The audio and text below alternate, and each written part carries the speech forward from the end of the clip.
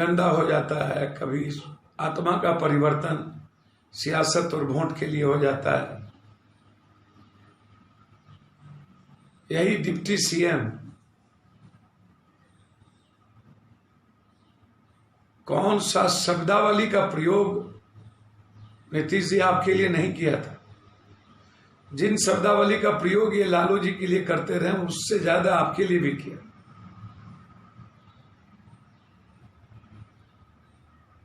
और 15 साल का महापाप और कुकर्म और दुष्कर्म,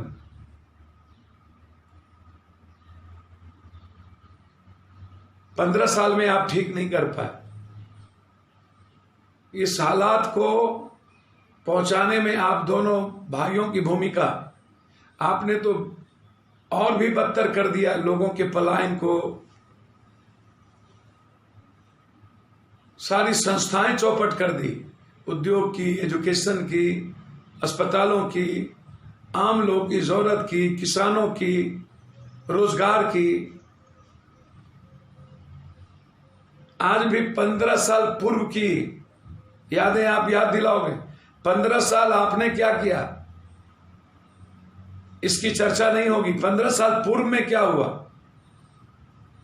मैं आपसे, बिहार की जनता, आप 15 साल में आपने लाखों करोड़ों मजदूरों को बिहार से बाहर, दिल्ली में, बंबई में, महाराष्ट्र में, देश के अन्य हिस्सों में गाली सुनने, लाठी खाने, लात खाने को मजबूर किया। युवाओं को रोजगार के सवाल पर गाली सुनवाई, छात्रों की जिंदगी हराम कर दी, सारी इकोनॉमी बाहर में दे दी हमने। और हम 15 सालों में बिहार की दुर्गति कर दी। और इस हालात के बाद भी यदि आपके डिप्टी सीएम इससे बड़ा निकम्मा, कमजोर, ये बेशर्म है, इन्हें शर्म नहीं आता। ये जो आदमी कंकरबाग की जिंदगी हराम कर सकता और पटना की, ये कनगोजर है, दूसरों की बैसाखी के सहारे राजनीति करने वाले और सिर्फ गाली दे के राजनीति करने वाले।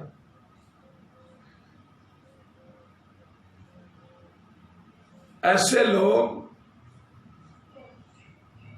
हाफ पैंट पहन के पानी में परिवार को लेके भाग जाने वाले सुशील मोदी जी, पड़ोसी